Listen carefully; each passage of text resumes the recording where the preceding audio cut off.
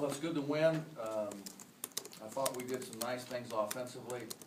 We were able to defend pretty well in the first half, build a significant lead, and then I was real disappointed in the defensive rebounding effort in the second half. And one thing we talked about coming into the game was taking away the three-point line, which we did a very good job of after the first 2 minutes of the first half. And then in the second half, allowed 10 threes, obviously, and just didn't defend well with the lead, which is a real sign of immaturity. But it's good to win and beat a real hard-nosed group.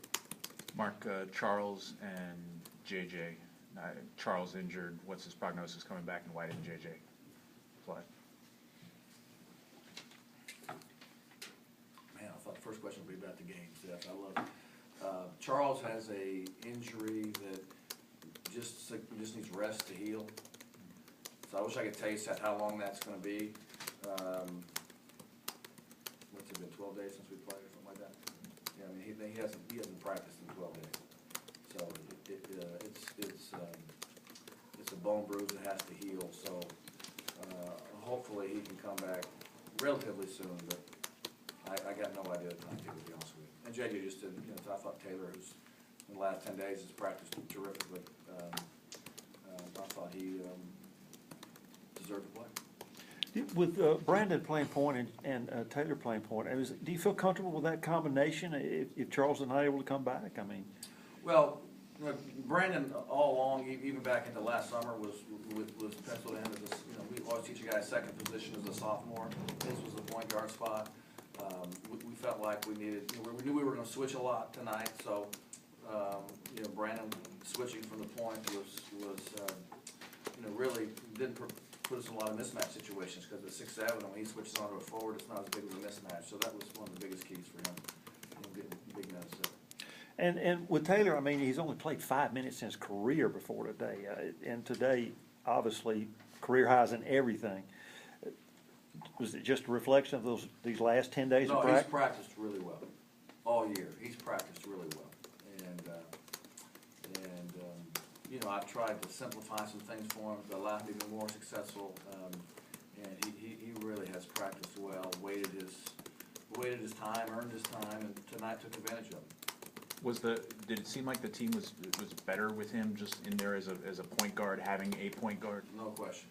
Brandon, who's able to play there some, but hasn't worked a lot against zones, at that position.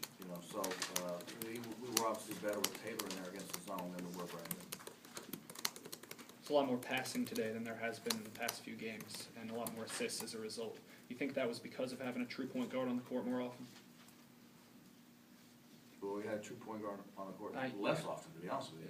Charles was, our true point. We just played against, probably 34 minutes of zone defense and lots of chances to pass, catch, and shoot, and get the assist.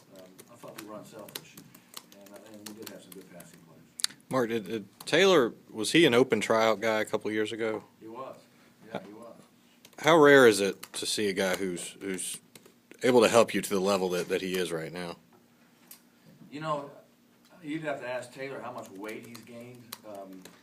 You could tell in the tryout that this guy had a real knack to shoot the ball. I mean he could really shoot the basketball. And I thought he turned down some shots tonight that we wish he would have taken.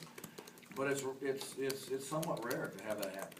And but since the day he tried out, which he missed all fall last year, all preseason stuff anyway, I'm going to guess he's probably gained 15, 20 pounds. I don't know.